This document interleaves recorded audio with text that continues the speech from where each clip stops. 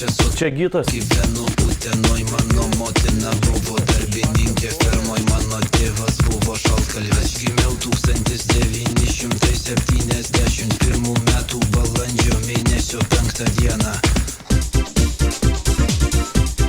Pasė skorė. Čia Gytas.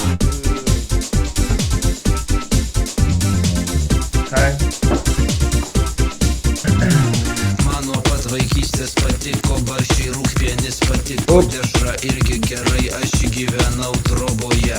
Aš pradėjau eiti į mokyklą ir išmokau rašyti. Mokykloje išmokau ir skaityti, ir fizinio lavinimo.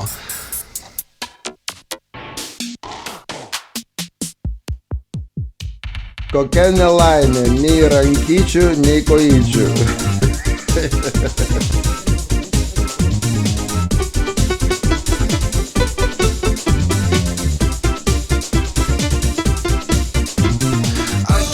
Čia Gytas. Čia Gytas. Čia Gytas. Čia Gytas. Čia Gytas. Čia Gytas. Čia Gytas. Čia Gytas.